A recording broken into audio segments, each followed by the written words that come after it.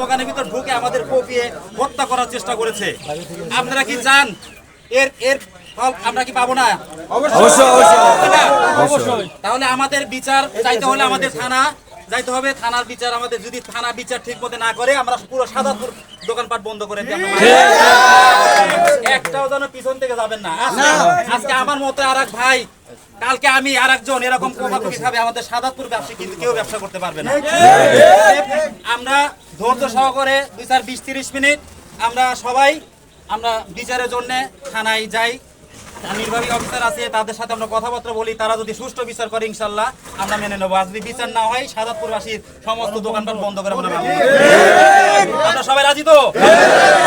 এক ঘন্টার ভিতরে আমরা ব্যাপারকে প্রত্যক্ষদর্শী যারা ছিল কোনো দাবাইরে বাড়ি সব দাবাইরে আর শেরখালি আমরা এদেরকে দেখিনি। ছোট ছোট চ্যাংরা ব্যাংরা এগুলো রবিউল ভাই আমার সাথে আমি ডাক দিছিলাম যে ভাই এগুলো যেভাবে কোপটা ধারিছে মাইরে ভালা দিল নি ভাই। আমরা গাওয়াত পাই হলো কাটতেছে খাজনা দেন, কোনো রাজধানী নাই, কোনো কিছু নাই। আমাদের সাথে আপনাদের কোনো রকম দুই কথা নাই। আজ বাইরে থেকে এক সিট কাপড় ব্যবসায়ীর কাছে এসে চাঁদা দাবি করছে, চাঁদা দেয় নাই, তাকে রক্তাক্ত করছে।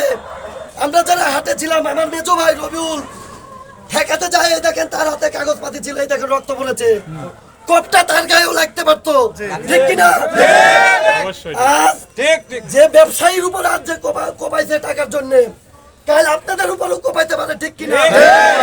এই সন্ত্রাসীদের অতি দ্রুত প্রশাসনের কাছে আমরা আর্জি জানাচ্ছি। কালো হাত ভেঙে দাও, ভেঙে দাও, চাঁদাবাজির কালো হাত ভেঙে দাও, ঘুরিয়ে দাও। যারা এই কাজ করছে প্রশাসনের কাছে আমরা আর্জি জানাই।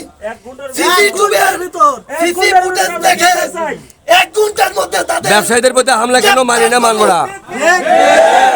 ব্যবসায়ীদের প্রতি হামলা কেন, ব্যবসায়ীদের প্রতি হামলা কেন, মানি না, মানবো না। যারা এই চাঁদা দাবি করেছে তারা বিভিন্ন জায়গায় সন্ত্রাসী কার্যকলাপ চালায়।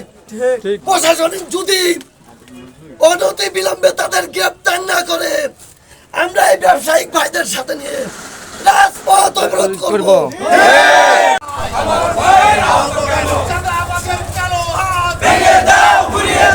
আচ্ছা তার আগে গেও হামলা কেন